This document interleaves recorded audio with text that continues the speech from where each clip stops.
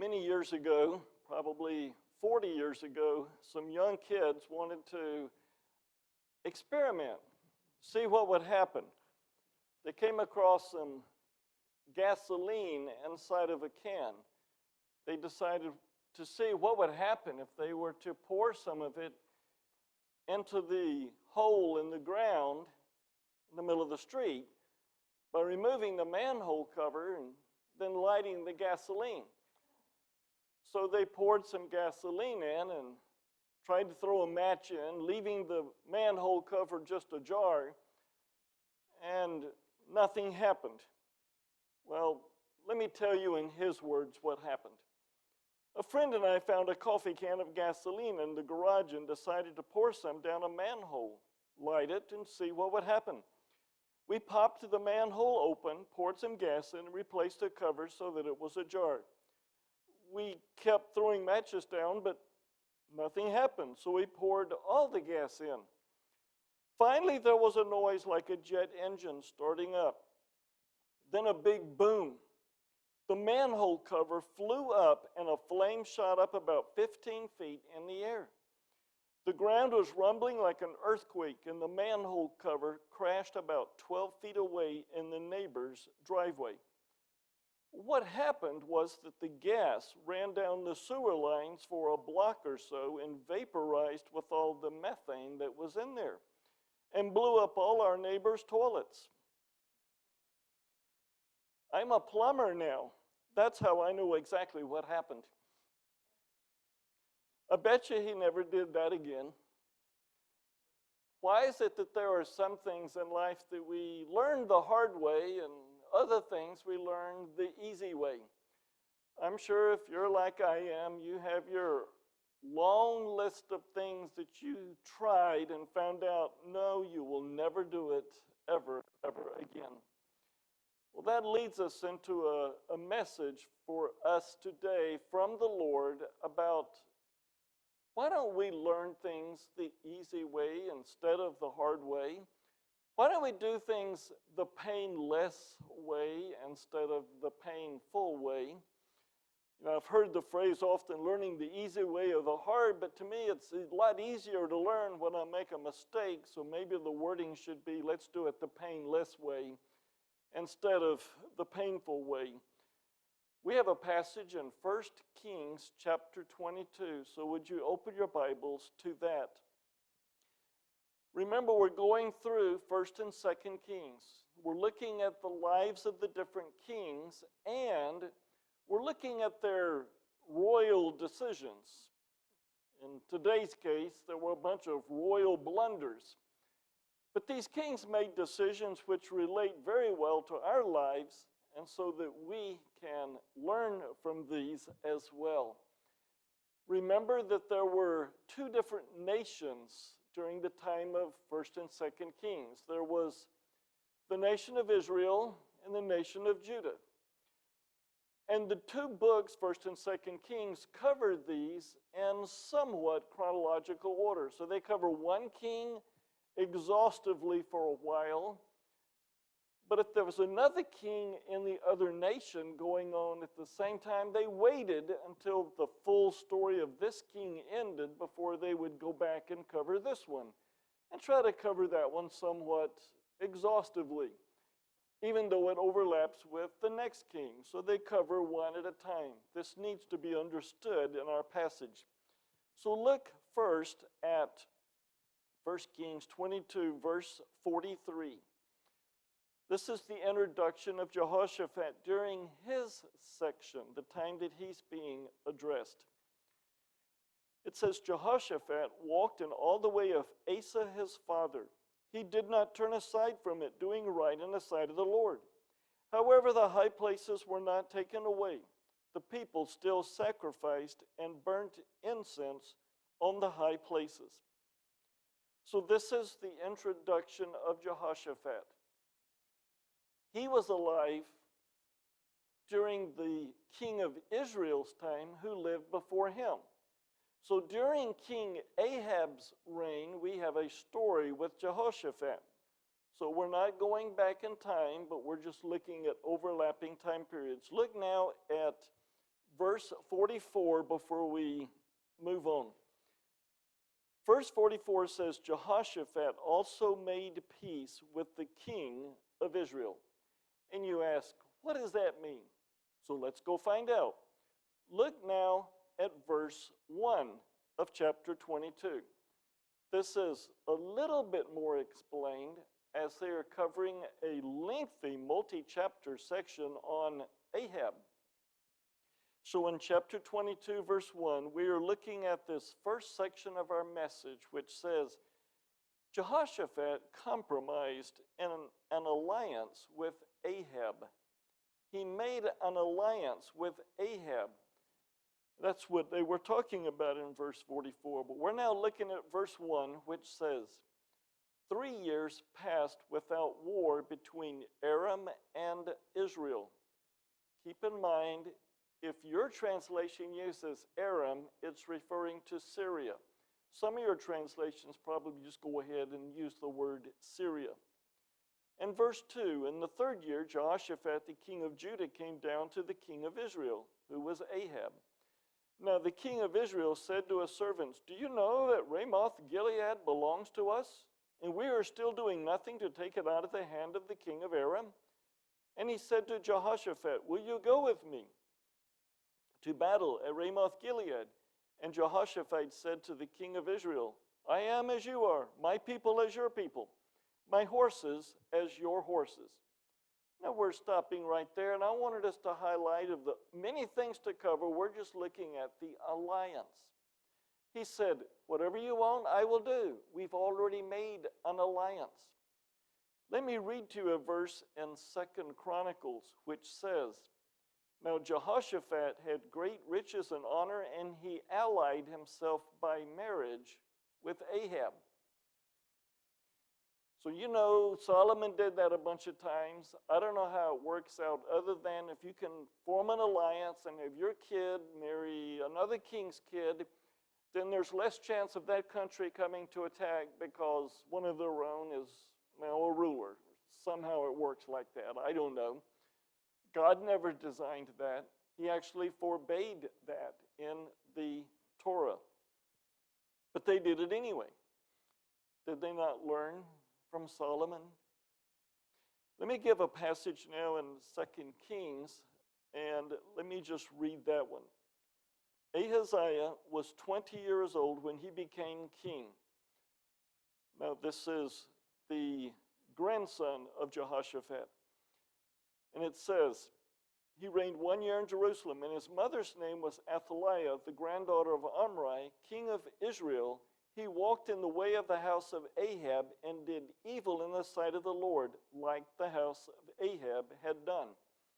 So if you want to understand what's going on, you have a simplistic diagram in your bulletin insert or in your bulletin. You will see the names King Jehoshaphat to the left and the name King Ahab to the right. King Jehoshaphat was the king of Judah. King Ahab was the king of the northern kingdom, Israel. Jehoshaphat and his wife had sons. One of them was Jehoram. So I'd like for you to draw a line from Jehoshaphat down to Jehoram. That just simply shows Jehoram was the son. Now go to the right, and I want you to draw a line from King Ahab down to Athaliah, which shows that Athaliah was the daughter of Ahab and Jezebel. So there's the alliance. Jehoram married Athaliah. And they had a son called Ahaziah. So draw a line from Jehoram down to Ahaziah, and then draw a line from Athaliah down to Ahaziah, and you can add all the extra diagrams you want to from your genealogy backgrounds, however you want to do all that stuff. But that's the picture. Ahaziah, the king of Judah, was the grandson of Jehoshaphat and Ahab. Where they came up with the name, I don't know, but it just so happens one other son of King Ahab was named Ahaziah. So Athaliah had a brother named Ahaziah. Maybe she named her son after her brother, which gets confusing in the Bible because it says Ahaziah, king of Israel, in some passages. In another passage, it refers to a totally different person, Ahaziah, king of Judah. So just keep that in mind as we read in our passages today. Well, let's go back. Remember last week's message with Ahab and Jezebel. Jezebel was the daughter of Baal, meaning she worshiped Baal, the filthy, polluted, X-rated religion. She brought her religion down to Israel. She wasn't even an Israelite. She was brought down because she was attractive. So Ahab married her. You remember the stuff she did last week. And now all of a sudden, Ahab and Jezebel have a daughter, and they name her Athaliah. We're going to fast forward a bunch of years to let you know that there came a time when Athaliah's husband died. And it turns out many of the kids, the sons that they had, died. But they had already born grandkids. So when Athaliah was the queen, and she saw that one of her grandkids might become the king of Judah, she killed all of her own grandsons so she could be the king. If you look in any resource, any book, and say, who are the kings of Judah? They would show you first Saul, David, Solomon, for all of Israel, then Rehoboam and Abijah, Asa, going down the list.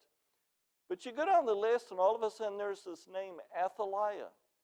She really was the king of Judah for 6 years.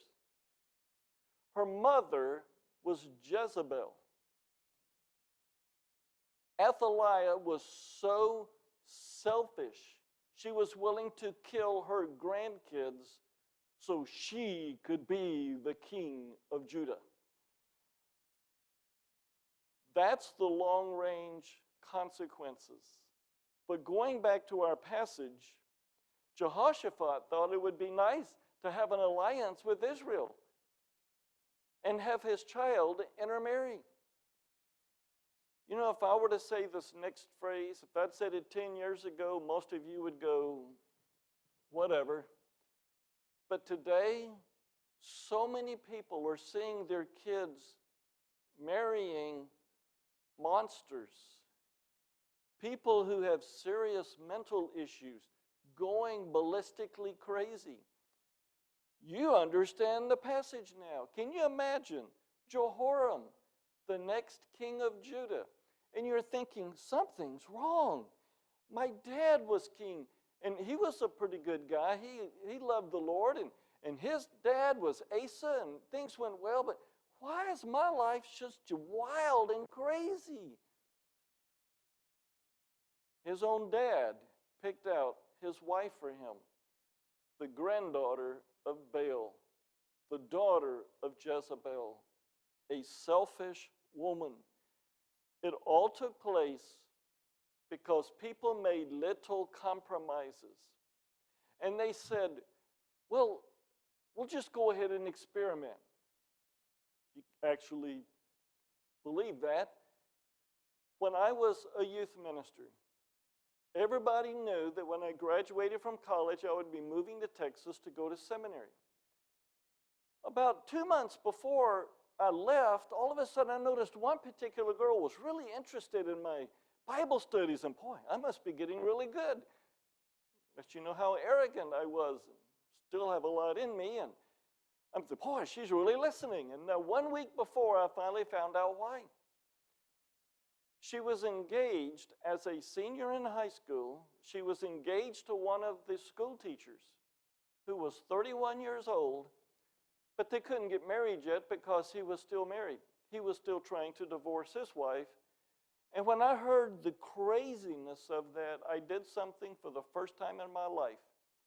I literally cried myself to sleep. But partially because I went to the mother who was a member of the church, the dad wasn't, and I said, "Do you see what's going on?" And her response was, "Yes, I know, but let's just pray everything comes out all right." Are we going to learn the easy way, or are we going to learn the hard way? We make so many decisions. Well, let's just go ahead and do it, and we'll pray that God will just bless it no matter what. No, we're supposed to find out from God first what to do, then do what's right. This passage we've seen is an example of Jehoshaphat making way too many compromises with the wicked people. Can I throw out some things for you to study on your own on how we apply that today? Businesses do this regularly. People compromise regularly and make alliances. And I know I'm stretching it a bit, but it gets the point across. Every time you go into a store, they say, "Don't you want a rewards card?" I mean, you'll get a cheaper price if you do it. Do you know why they keep pushing that? Because they make more money off of your information. They sell it. Do you know every time you make a purchase with your reward card, I was told in less than 10 minutes, it goes to the central bank, storehouse, information, computer, whatever it is, in the United States, and it knows everything you've purchased. A few of the places I go to, I have these so-called cards at only a few places knowing that, and they'll send me a list at the end of the year. We say you bought 5 of these and 8 of that and 1 of those, and they tell you everything you've done. And the central banks know that, so that, okay, we need to stop selling this particular item. Not from a marketing perspective, I understand. But how often do we keep giving away information and making alliances with people? Wouldn't it be better to follow the Lord's ways in the appropriate times? What about hospitals who hear that the government will pay them extra money to do certain things? And once you make the alliance with the government, they say, "Now that we've made an alliance, you either do it our way or we will shut you down." When we make alliances, it opens up opportunities for other people to stick their fingers in our lives. Now, here's one I don't know what to do with, but it's still true. If you invest money into stocks, what are you doing? You're making an alliance with other people, many of them non-Christians. And if God spanks them, guess what? You get part of the spanking because your hand is in the pot. I don't know how to work around that. I don't have any thoughts, but I at least wanted you to be aware we make a bunch of alliances. We'll just give in to what people say, and we'll just pray it all works out. That's the first aspect for us to see in the message. But now I want us to see that Jehoshaphat learned his lesson a little bit. So now we're going to move to the second phase. At least Jehoshaphat made an attempt to seek the Lord. At least he tried, as we read this next passage beginning with verse 5. So remember the question. Ahab has gone to Jehoshaphat and said, "Hey, we need to go fight the Syrians at Ramoth Gilead. Will you come and join us?"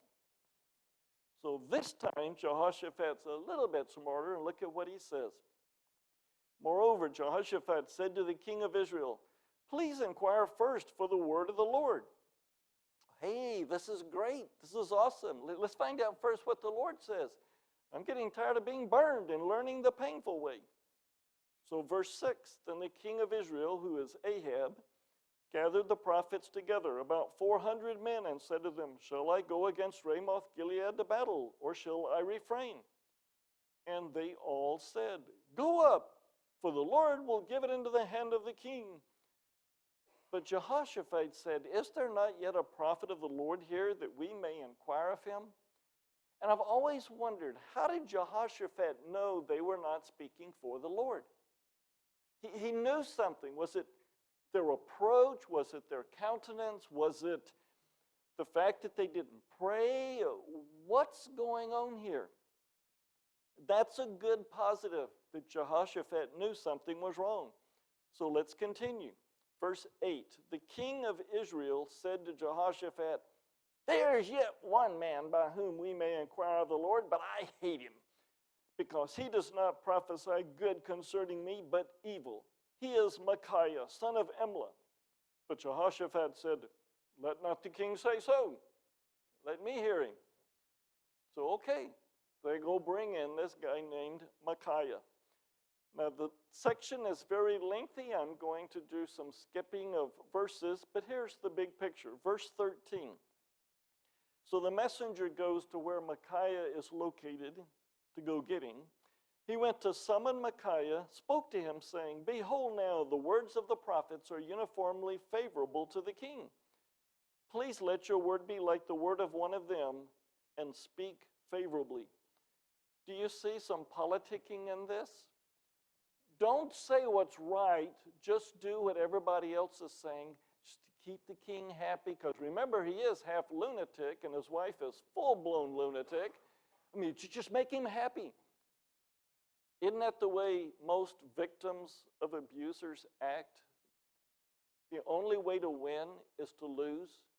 Just give in so that the pain does not become worse. Just do whatever he says. But look at this guy named Micaiah. He has a backbone. He says in verse 14, "As the Lord lives, what the Lord says to me, that I shall speak. I don't care what goes on. I will speak for the Lord." He does. Verse 19, Micaiah said, "Therefore hear the word of the Lord." So he tells him in a very unique, lengthy way. He says, "Saul, within the day you will die." Whoa, what an pronouncement. This is 3 years after Elijah said, "Someday the dogs will lick your blood." And now all of a sudden he's hearing a second prophet speak and says, "In less than a day, your time will end." So now you go to verse 26. The king of Israel, who is Ahab, said, "Take Micaiah and return him to Amon, the governor of the city, and to Joash, the king's son, and say, 'Thus says the king, put this man in prison and feed him sparingly with bread and water until I return safely.'" Micaiah said, "If you indeed return safely, the Lord has not spoken to me." And he said, "Listen, all you people." So do you hear what's going on? Micaiah said, "In less than a day, you will die." And Ahab said, "When I return, I will do such and such." To which Micaiah said, "So are you kidding? If you return, it should be obvious to me, to the world, that I'm not a prophet. But I am." Now, all of that is an introduction to verse 29. He has spoken. Jehoshaphat said, "Would you please send someone here who will speak for the Lord?" And verse 29, so the king of Israel and Jehoshaphat, king of Judah, went up against Ramoth Gilead. Now, what just happened? Jehoshaphat said, "Hey, I want to hear what the Lord has to say." Some guy says, "You better not go." And next verse, Jehoshaphat said, "Let's go." Isn't it sad how so many of us, probably all of us, we go to God, "Oh, please let me know about such and such." Well, he didn't answer in 3.2 seconds, so it must be okay for me to go. And we just take off and do what we want to do. We have preconceived ideas of what we want God to say, and then when we don't hear it, it's like we don't even notice it, and we just move on. We do whatever we want to do. So the heading for the second part of the message is, he made an attempt to seek the Lord. That was better than previous. He at least made an attempt. But I don't know from God's perspective which is worse, that you don't go to him at all or that you come to hear it and then reject what he says. Wow. Later on, we see that when the battle takes place, he's the one wearing the royal robes. All of the Syrians were told, don't fight with the big, don't fight with the small, go after King Ahab. They saw the royal robes, they go after Jehoshaphat. Jehoshaphat cried out to God, and because he did have a heart enough for the Lord, God answered his prayer. He cried out, and even the enemy, the Syrians, noticed it and said, that's not Ahab, leave him alone. We're after Ahab. So Jehoshaphat does have a heart somewhat close to the Lord. He just keeps giving in to these compromises and alliances. Listen to this passage. This is elsewhere in 2 Chronicles. After the war, after this battle in Ramoth-Gilead, he goes back to his home, probably somewhere in Jerusalem. Jehoshaphat, the king of Judah, returned in safety in his house in Jerusalem. A prophet went out to meet him and said to King Jehoshaphat, now think about this. He's come home, the battle is over, someone knocks on the door and comes in and he says these words to him.